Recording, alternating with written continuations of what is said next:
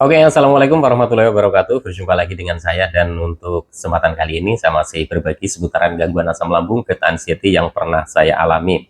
Dari berbagai macam pertanyaan, banyak sekali yang masih mempertanyakan sensasi-sensasi yang dulu saya rasakan. Dan untuk kesempatan kali ini ya akan saya coba bagikan sensasi apa saja sih ya yang saya rasakan dan bagaimana saya menanganinya ya. Insya Allah akan saya bagikan di sini. Kondisi masing-masing orang bisa saja berbeda. Jadi saya menyampaikan ini berdasarkan pengalaman pribadi saya, dan semoga saja bisa memotivasi teman-teman untuk tetap semangat dalam menghadapi gangguan ini hingga membaik dan sembuh.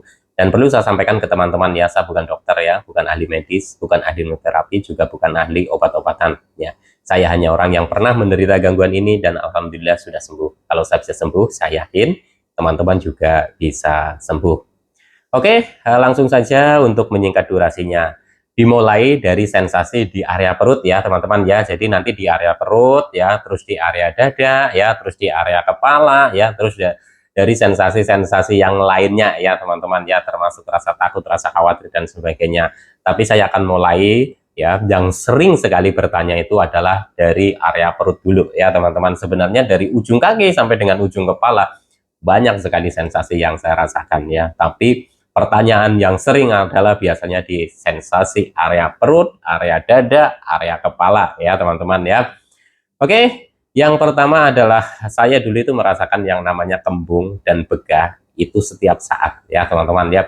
Jadi bukan sehari saya merasakan kembung ya, 3 hari merasakan nggak kembung, bukan seperti itu. Tapi saya merasakan kembung dan begah itu hampir setiap hari, setiap saat.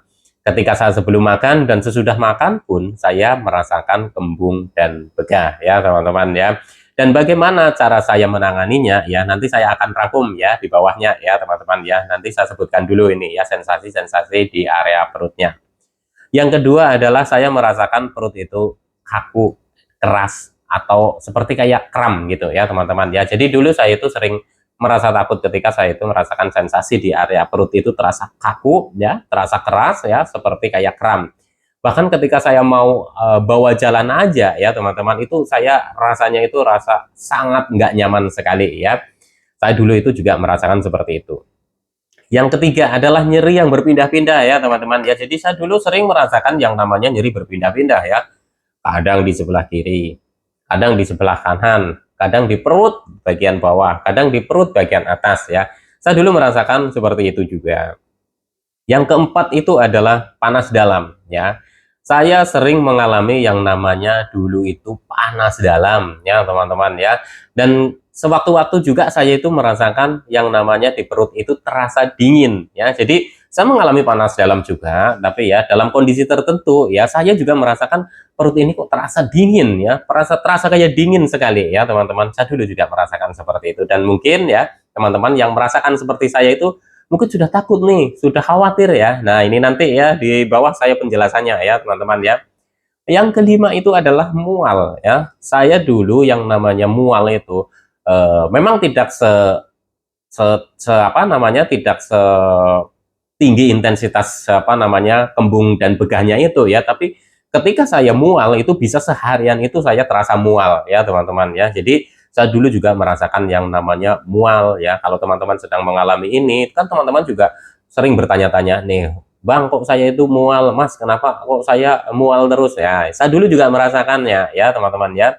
Yang keenam adalah celekit-celekit ya di area perut ya, teman-teman. Sering merasakan yang namanya celekit-celekit ya. Jadi kayak seperti dicubit-cubit ya, teman-teman ya. Kadang di area bawah ya, kadang agak ke atas, ada ke nyamping itu. Saya dulu juga merasakan itu ya, teman-teman ya. Terus naik lagi ya, teman-teman ya, ke area dada ya. Di area dada ya, itu dada itu terasa panas ya. Terasa panas ya, teman-teman. Saya sering terasa panas dan apa namanya, sering merasakan tidak nyaman nih di area ulu hati ya. Kalau saya tekan begini itu rasanya sakit ya, teman-teman ya. Itu saya dulu ya. Terus saya merasakan yang namanya nafas itu ngap ya, ngap sekali. Bahkan ketika saya ngobrol sebentar aja itu sudah ngap sekali ya, teman-teman ya. Jadi di sini itu buat nafas itu berat ya. Terus dada juga saya merasakan selekit-selekit ya, teman-teman ya. Jadi kayak seperti kayak dicubit-cubit, kayak seperti di area lambung, tapi ini terjadi di area dada. Yang sering itu di sebelah kiri. Nah, mungkin teman-teman yang mengalami sensasi ini pasti sudah berpikirannya sudah yang aneh-aneh ya. Jangan-jangan ini sakit jantung, jangan-jangan ini sakit paru atau apa dan lain-lain ya teman-teman ya. Saya dulu merasakan seperti itu ya. Balik lagi nih, nanti saya penjelasannya di akhir ya teman-teman ya. Terus saya merasakan detak jantung yang nggak beraturan. Jadi ketika saya itu merasakan yang namanya di area dada ini nggak nyaman ya, tiba-tiba kok kayak panas, selekit-selekit ya. Saya itu kan langsung cemas ya. Nah, langsung cemas itu saya merasakan apa? Detak jantung itu nggak beraturan ya teman-teman ya, semakin cemas semakin nggak beraturan. Saya dulu juga merasakan seperti itu dan mungkin teman-teman yang merasakan seperti ini pasti itu akan bikin trauma ya. Akan tetapi di sini nanti akan saya bagikan nih ya pengalaman-pengalaman saya dan semoga saja teman-teman itu nggak takut ya. Terus saya mengalami yang namanya belikat itu sakit ya teman-teman ya, belikat itu sakit. Jadi ketika saya sudah merasakan yang namanya di area dada ini nggak nyaman, nafas engap, celekit-celekit, itu disertai dengan belikat ya di bagian belakang itu terasa sakit. Dan saya dulu juga sangat takut sekali dengan kondisi seperti ini karena saya berpikir bahwa wah jangan-jangan ini jantung saya nih bermasalah.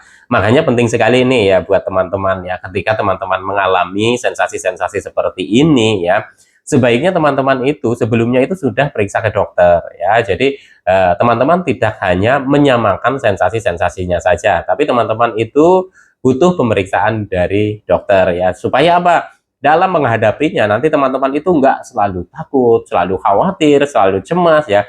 Jangan-jangan ini jantung, jangan-jangan ini paru-paru, jangan-jangan ini liver, jangan-jangan ini batu empedu dan sebagainya ya teman-teman ya. Jadi penting sekali untuk pemeriksaan awal ya ke dokter ya teman-teman ya. Terus naik lagi di area kepala ya.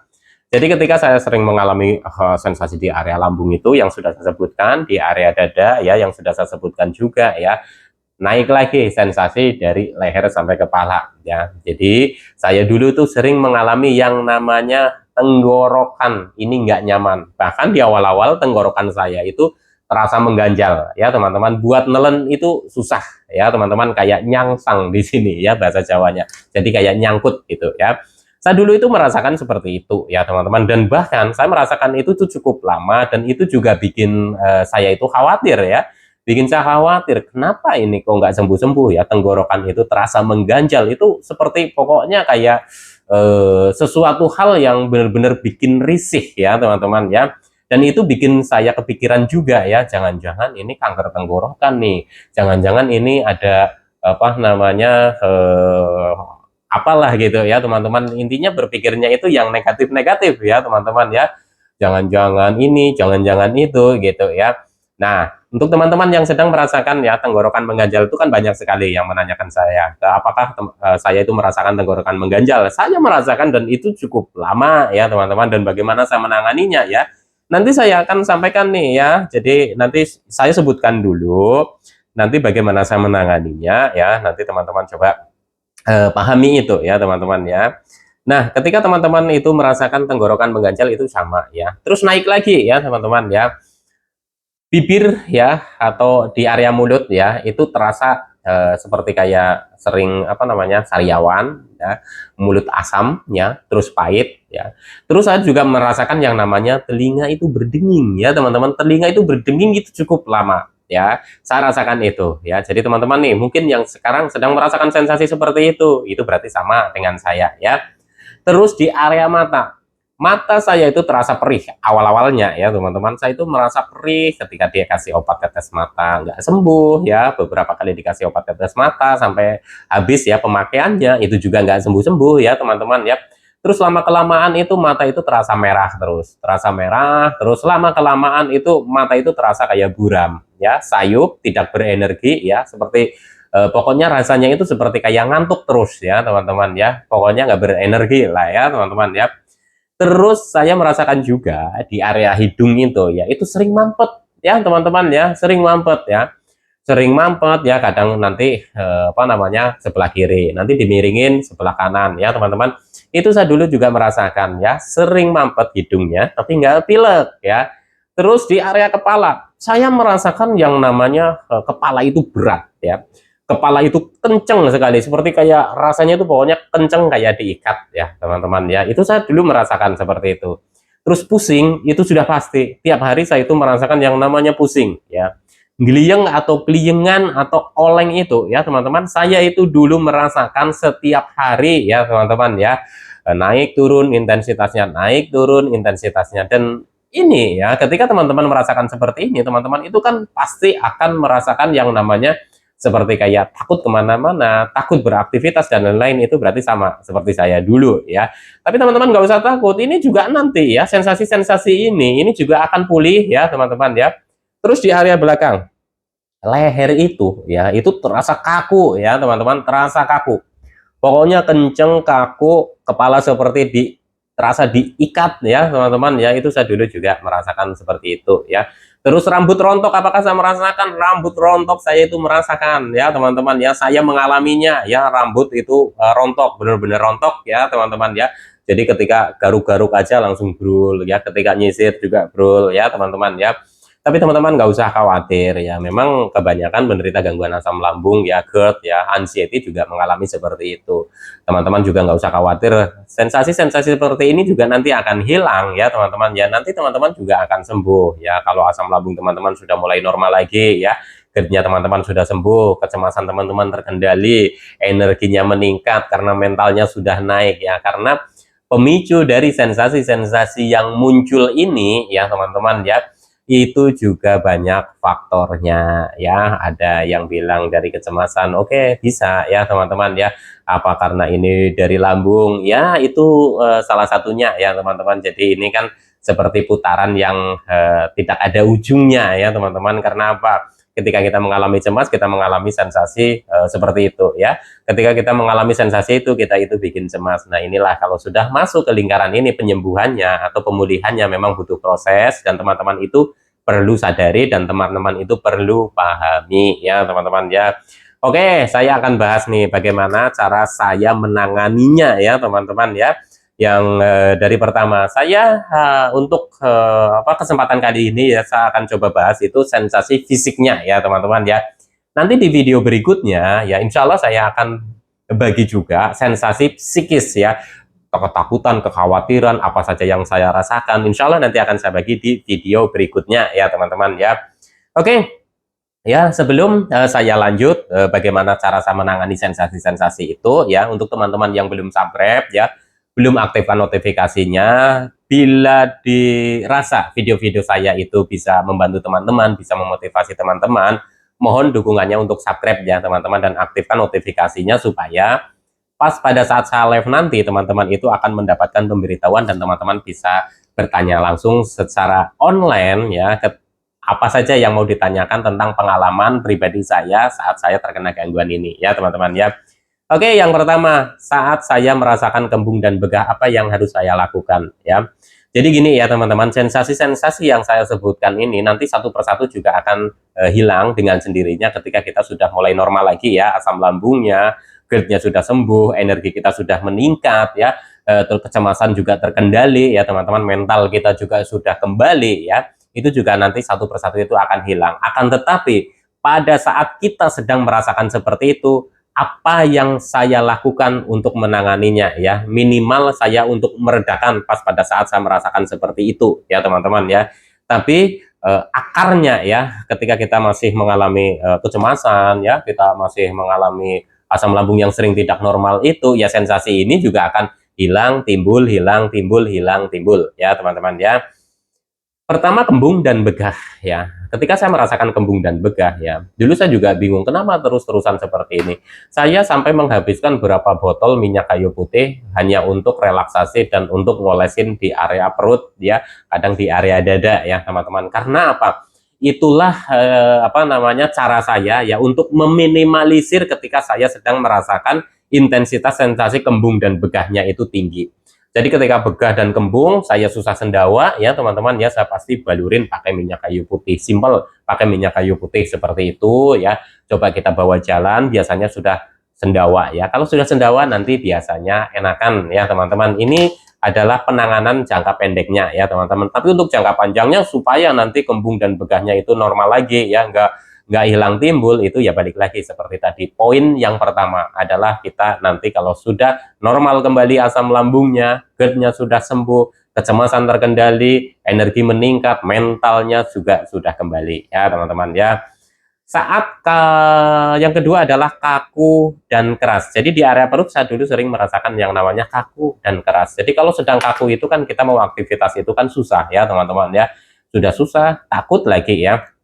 Dan itu yang saya lakukan adalah pertama adalah ketika saya merasakan kaku, saya kompres ya teman-teman ya, saya kompres.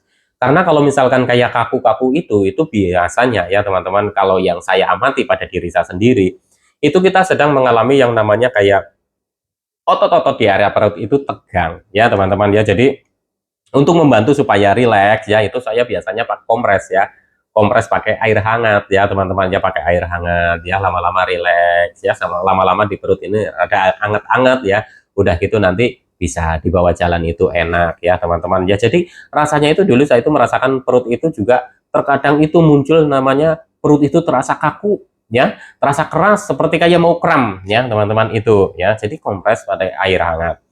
Terus yang ketiga adalah nyeri yang berpindah-pindah. Nah, ini ya teman-teman, ketika teman-teman mengalami di area perut itu nyeri yang berpindah-pindah. Kadang nyeri nih, aduh di sebelah kiri, ya. Kadang nyeri, aduh di sebelah bawah. Aduh, kadang nyeri di bagian kanan, kadang di bagian atas. Di area lambung itu nyeri itu biasanya berpindah-pindah. Nah, untuk penanganannya dalam jangka pendeknya ya, kita sedang merasakan seperti itu ketika intensitasnya tinggi ya.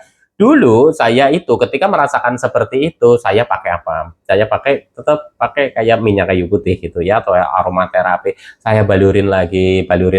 Saya gini-gini, lus-lus ya, supaya rileks ya, teman-teman ya. Karena kalau rileks ya biasanya nanti kan asam lambung juga mulai mereda dan saya itu minum air hangat ya, teman-teman. Ya, air hangat dan jangan terlalu banyak ya, air hangat ya dikit, air hangat dikit. Jadi kalau rileks ya asam lambung itu ya teman-teman itu kan bisa apa namanya ya meminimalisir ya resiko apa namanya asam lambung jadi tinggi ya, jadi nggak normal. Dan biasanya kalau kita sudah ada iritasi atau radang di lambung itu pasti sering merasakan yang namanya kayak nyeri-nyeri ya, kayak perih-perih kayak gitu ya teman-teman ya. Teman-teman nggak usah takut ya dengan bahasa iritasi, peradangan di lambung atau luka lambung itu juga bisa sembuh, yang teman-teman itu tetap apa namanya konsistenkan ya metode penyembuhannya itu ya. Yang keempat adalah panas dalam ya. Saya dulu sering merasakan yang namanya panas dalam ya. Pokoknya di area perut itu dulu saya itu juga banyak. Justru awal-awal terkena penyakit ini ya, terkena gangguan inilah ya teman-teman, saya bilang terkena gangguan ini. Saya dulu itu kayak jarang mengeluhkan sensasi di area perut ya. Tapi lama kelamaan ya saya itu merasakan banyak sensasi di area perut ya teman-teman. Ya saya merasakan yang panas dalam. Kalau saya merasakan panas dalam, jadi waktu itu ya teman-teman ya saya juga bingung sama seperti teman-teman, panas dalam kok nggak sembuh-sembuh ya, sekarang mereda nanti datang lagi. Terus ketika sudah mereda akan datang lagi, nah itu seperti itu, jadi hilang timbul hilang timbul hilang timbul. Nah, cara saya menanganinya dalam jangka pendeknya ya teman-teman ya, pertama saya itu minum air hangat ya. Panas dalam bisa karena kita itu apa namanya sedang tinggi asam lambungnya atau asam lambungnya nggak normal ya teman-teman ya. Terus bisa saja karena faktor makanan yang kita konsumsi ya, terlalu pedas, terlalu banyak minyak ya, terlalu kecut mungkin ya teman-teman, itu bisa jadi pemicunya. Makan makanan yang bersantan, jadi saya itu dulu itu hindari itu ya teman-teman ya. Terus saya merasakan mual ya di area perut itu, waduh rasanya kayak pokoknya nggak nyaman ya, rasanya itu mual ya teman-teman. Dan apa yang saya lakukan ketika saya merasa mual ya, saya itu satu senjata andalan ya, minyak kayu putih ya kalau mual. Pas pokoknya minyak kayu putih ya, terus kadang di perut sini ya, pokoknya kalau udah di perut terus saya di hidung ya, untuk rileks ya. Biasanya mual itu kan kondisi asam lambung kita itu lagi tinggi ya teman-teman ya. Nah, biasanya kalau teman-teman itu mual, teman-teman itu mau muntah, nggak apa-apa ya, teman-teman itu mau muntah, muntahkan saja, nggak apa-apa. Biasanya kalau sudah muntah itu malah enteng ya, tapi biasanya kan akan kayak ngeliyeng gitu ya, itu ya saya dulu juga merasakan seperti itu ya. Jadi saya kalau misalkan sedang mual, yaitu pasti saya itu biasanya senjata andalannya adalah minyak kayu putih dan minum air hangat ya teman-teman ya. Terus celekit-celekit nih ya, celekit-celekit, jadi kadang celekit-celekit kayak dicubit-cubit ya, saya dulu juga merasakannya. Dan gimana cara saya menangannya kalau sedang merasakan seperti itu? Sama, saya kadang nggak kompres, minyak kayu putih, pokoknya minyak kayu putih, air hangat itu senjata andalan dulu ya teman-teman ya, untuk menanganinya secara singkat dulu ya teman-teman ya. Jadi proses penyembuhan ini kan prosesnya panjang ya. Jadi di sini saya sampaikan penanganan yang darurat dulu ya teman-teman ya. Jadi ketika merasakan seperti itu apa yang saya lakukan ya teman-teman ya. Terus naik lagi ya ke area dada ya teman-teman ya. Dada itu terasa panas ya. Ketika saya merasakan dada terasa panas, apa yang saya lakukan ya? Apa yang harus saya lakukan? Dulu memang bingung, sama seperti teman-teman ya, bingung gimana ini dadaku rasanya terbakar dan lain-lain ya teman-teman ya. Untuk tidak takut dan untuk tidak panik ya, atau tidak cemas itu ya, untuk yang benar-benar belum paham ya memang susah ya. Akan tetapi di sini saya berbagi berdasarkan pengalaman pribadi saya. Ketika teman-teman itu merasakan dada panas ya, itu berarti asam lambung itu sudah naik ya teman-teman ya, disertai dengan gas lambung. Jadi menekan di sini, dada terasa panas ya teman-teman, dada terasa panas nih di sini ya. Pokoknya kayak kebakar. Nah, itu heartburn ya. Jadi kok bahasa Inggris ya, takut salah ya. Jadi intinya dada terasa panas gitu ya teman-teman ya, itu GERD biasanya. Jadi asam lambung yang sudah naik ya teman-teman, yang ke arah kerongkongan sini ya teman-teman ya. Jadi itu menimbulkan dada itu panas. Dan yang saya lakukan adalah, pertama adalah minum air hangat ya, relaksasi, terus olah nafas. Karena biasanya ya teman-teman ya, ketika kita sedang mengalami seperti itu, biasanya kecemasan kita itu akan naik ya. Terus kita itu merasakan yang namanya nafas itu ngap ya, susah. Nafas itu kayak berat sekali ya teman-teman ya. Teman-teman mungkin panik nih, waduh ini nggak banget, nafas itu seperti kayak mau putus, seperti tersengal-sengal. Saya dulu juga merasakan seperti itu ya teman-teman. Perlu pahami, biasanya kalau kita itu apa namanya punya GERD ya, jadi asam lambung yang sudah sampai naik ke atas gitu ya teman-teman, GERD itu pasti akan merasakan seperti itu ya teman-teman. Napas itu ngap ya. Yang harus kita lakukan seperti apa dalam kondisi kita sedang mengalami serangan seperti itu ya? Yang kita lakukan adalah, pertama adalah mencoba berlatih untuk rileks, minum air hangat ya. Pokoknya kembali lagi senjata andalan aromaterapi ya teman-teman ya. Kenapa? Karena naik ke sini itu dipicu itu juga berbagai macam faktor ya. Kita sudah kelebihan gas lambung ya teman-teman ya. Kita sudah kelebihan asam lambung sampai naik ke atas ya teman-teman ya. Kita perlu usahakan dengan cara seperti apa? Longgarkan dulu ya bagian celana ya teman-teman ya, supaya perut rileks ya. Pakai minyak kayu putih ya, biar apa namanya kembungnya bisa reda ya. Sendawa itu nanti bisa meredakan ya teman-teman. Dan jangan lupa minum air hangat ya teman-teman ya. Itu adalah cara-cara saya dulu ya teman-teman ya. Terus terasa celekit-celekit di area dada, juga terasa celekit-celekit ya teman-teman. Nah itu, jadi kalau masih di perut ya, belum reflux atau belum jadi GERD ya teman-teman ya, itu celekit-celekitnya itu di area sini, apa namanya, di area perut. Tapi kalau sudah GERD ya, itu biasanya di area dada celekit-celekit. Nah teman-teman kan sudah biasanya berpikirnya, waduh ini apa ya, jangan-jangan ini jantung nih, jangan-jangan paru-paru ya. Itu biasanya faktor dari GERD ya teman-teman ya. Jadi kalau sedang celekit-celekit itu ya sama, masih penanganannya saya itu sama ya, penanganan singkatnya itu seperti itu. Intinya di area dada ya, itu coba kita itu relaksasi dengan cara yaitu aromaterapi seperti itu, kayak ada minyak kayu putih atau apa, supaya apa, membuang gas dulu yang berlebih ya, supaya kita rileks ya. Terus nanti asam lambung juga kita bantu dengan minum air hangat ya, membantu untuk menetralisir, itu kan meminimalisir dampaknya ya teman-teman ya. Oke, kita lanjut lagi. Detak jantung yang nggak beraturan, kita itu merasakan namanya detak jantung yang nggak beraturan ketika kita itu mengalami apa namanya GERD ya. Jadi kayak semacam kayak kok gini, kayak ndredeg gitu jantungnya. Ya itu karena apa? Kita sedang dalam kondisi ada penekanan dari bawah sini ya, asam lambung naik, asam lambung naik ya di sini ya teman-teman ya. Otomatis ya otot-otot di area sini itu juga terasa ya teman-teman ya, terasa kayak pokoknya gimana ya. Jadi kayak kita itu memancing jantung kita itu semakin kenceng. Karena apa? Ketika merasakan itu, pikiran kita udah langsung khawatir, langsung cemas ya, jangan-jangan ini nih, jangan-jangan itu. Itulah yang membuat intensitas apa namanya detak jantung jadi nggak beraturan. Maka penting sekali ketika teman-teman ini masih sering merasakan seperti ini, teman-teman itu latih untuk apa? Oh iya, kita pahami, oh iya ini berarti dada apa GERD saya ini lagi naik, atau asam lambung saya lagi naik, GERD saya itu lagi kambuh ya. Jadi harus rileks, harus santai ya. Kita harus coba menetralisir asam lambungnya dengan cara seperti apa? Mungkin teman-teman mungkin dengan obat-obatan ya, herbal, atau mungkin obat medis, atau mungkin dengan cara alami minum air hangat ya, itu terserah teman-teman. Intinya teman-teman mulai sadari untuk tidak panik dengan kondisi seperti itu, walaupun itu susah untuk tidak panik dan tidak cemas, tapi kita bisa berlatih ya teman-teman ya. Terus belikat rasa sakit, saya itu rasa sakit. Pokoknya kalau sudah asam lambung tinggi, GERD-nya kambuh, itu di belikat atau pokoknya di bagian punggung, bagian belakang ya teman-teman. Itu juga ikut terdampak. Dan gimana nih kalau misalkan di belikat itu rasanya sakit ya? Jadi kalau saya itu pertolongan daruratnya kalau sudah terasa sakit seperti ini, ya biasanya saya pijit-pijit aja gini ya teman-teman ya, pakai minyak kayu putih. Pokoknya saya pijit gini ya teman-teman ya. Jadi di sini itu nanti enak, rileks ya, itu juga bisa membantu relaksasi ya, nanti bisa meredakan asam lambung ya teman-teman ya. Jadi seperti itu ya. Terus sampai naik lagi kan sudah reflux nih, tenggorokan mengganjal ya, tenggorokan mengganjal. Nah, ini kan saya bicara lagi, saya ulangi lagi, yaitu penanganan singkatnya ya, tapi penanganan singkat itu bukan berarti itu langsung menghilangkan, itu tidak ya.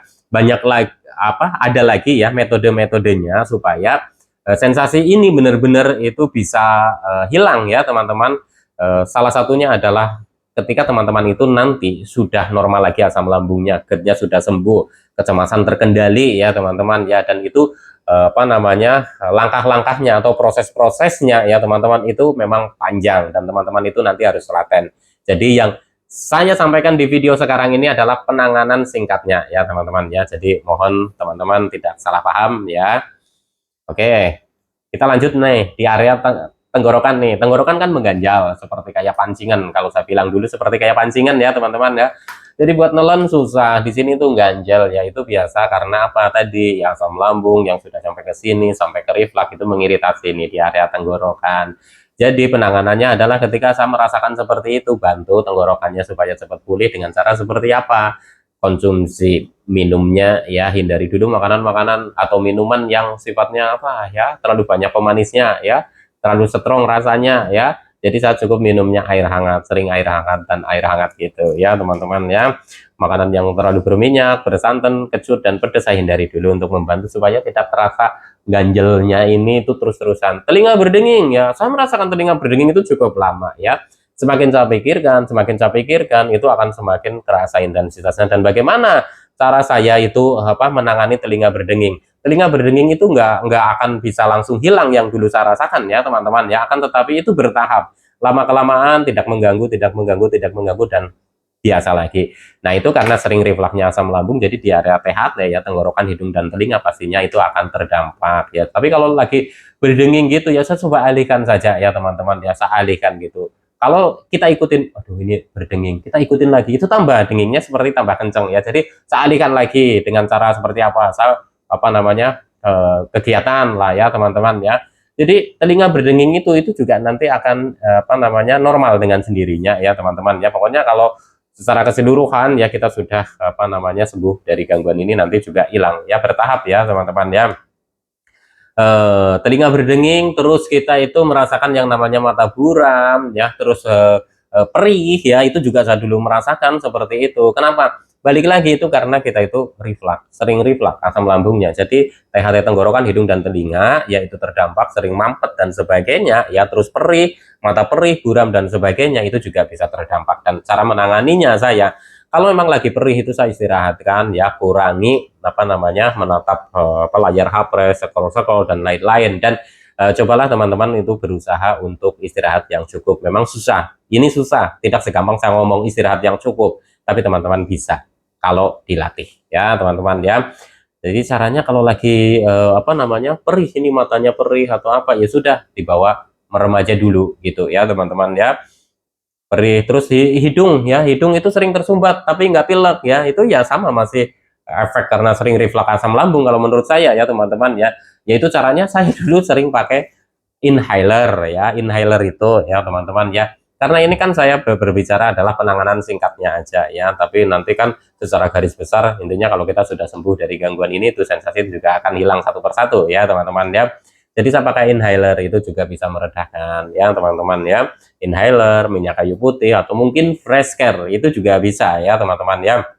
Oke ya, selain itu apalagi tadi ya, hidung mampet, telinga berdenging udah, terus mata perih, buram udah, kepala terasa diikat ya, terasa diikat kenceng ya, seperti kayak wah, kayak mau pecah lah kalau saya dulu bidang gitu ya. Nah, ini penanganannya gimana nih? Karena apa namanya, penderita gangguan ini kan sering sekali yang namanya pusing, sakit kepala itu kan sering ya teman-teman ya. Nah, saya penanganannya adalah ketika saya merasakan sakit kepala, saya coba apa namanya, pijit-pijit gini ya, pijit-pijit, saya relaksasi dengan minyak kayu putih atau minyak apa urut itu ya supaya rileks ya. Dan saya berlatih untuk mencoba menenangkan ya, menenangkan pikiran saya, ini yang paling sulit ya. Jadi ketika muncul sensasi itu, wah lagi apa, kan untuk tenang itu susah ya teman-teman, tidak segampang saya ngomong teman-teman tenang, teman-teman rileks, itu tidak segampang itu ya. Saya dulu juga merasakannya sama, tidak segampang itu, akan tetapi ketika kita sering mengalami ini, nanti kita bisa untuk berlatih ya teman-teman ya. Jadi oh ya, ini karena saya sepaneng, karena saya tegang, belum lagi dampak dari GERD itu ya, bikin kepala pusing, bikin gliengan, bikin sempoyongan ya teman-teman ya. Jadi campur aduk pikiran itu, otot saraf jadi tegang, peredaran darah kurang lancar, leher jadi kaku. Jadi saya dulu sering kompres di sini ya teman-teman ya, minyak kayu putih ya, bahkan di sini itu sering saya jambak-jambak sendiri gitu ya, apa namanya, rambutnya gini, supaya apa? Supaya ya lebih rileks ya. Teman-teman tidak, atau teman-teman tidak harus mengikuti cara saya sepenuhnya. Saya berbagi ini berdasarkan pengalaman pribadi saya ya teman-teman. Jadi intinya ketika teman-teman sedang merasakan sakit kepala, gimana caranya teman-teman itu bisa rileks ya. Mungkin kalau saya dulu dengan cara saya urut-urut dikit gini, atau saya jambak-jambak dikit, alis saya giniin ya teman-teman ya, mata saya giniin gitu ya. Itu cara saya. Nah mungkin teman-teman punya cara lain ya, nggak apa-apa. Intinya adalah coba kita rilekskan otot-otot dan saraf-saraf di area kepala. Karena apa? Sebelum GERD kita, asam lambung kita normal, sensasi itu juga setelah apa namanya mereda itu biasanya akan naik lagi, mereda akan naik lagi, karena ini adalah dampak ya teman-teman ya. Oke ya teman-teman ya, mungkin untuk di video ini sampai di sini dulu. Nanti di kesempatan berikutnya ya teman-teman ya, mungkin saya akan berbagi lagi nih masalah sensasinya lagi nih, sensasi apa saja nih. Ini kan belum membahas lagi yang bagaimana saya itu mengatasi kecemasannya ya, anxiety-nya, perasaan gundah gulananya, terus bagaimana stresnya menghadapi apa namanya, sensasi-sensasi ini ya, itu masih banyak sekali ya. Jadi saya coba bertahap ya, dari beberapa sensasi-sensasi yang sering atau umum ditanyakan itu biasanya adalah sensasi di fisik ya. Nanti sensasi-sensasi rasa takut, rasa khawatir, gelisah, takut ini, takut itu, dengar suara burung, suara mitos, mimpi, dan lain-lain sebagainya, insya Allah akan saya bahas di video berikutnya ya teman-teman ya. Jadi semoga saja video-video saya itu bermanfaat ya teman-teman. Intinya kuncinya adalah penanganan gangguan asam lambung GERD anxiety ini yang saya sampaikan ini adalah penanganan sementara ya. Penanganan jangka panjangnya supaya kita sembuh dari gangguan asam lambung GERD anxiety sebenarnya sudah saya bagikan di video-video saya sebelumnya. Tapi bisa saja nanti di video berikutnya juga akan saya bagi bagaimana saya terkena ini dengan sensasi seperti ini, dan bagaimana saya sembuh, dan bagaimana metode apa saja yang saya jalani ya teman-teman ya. Intinya teman-teman tetap semangat, insya Allah nanti teman-teman juga akan membaik dan sembuh, amin ya robbal alamin. Salam sehat dan rohani, wassalamualaikum warahmatullahi wabarakatuh.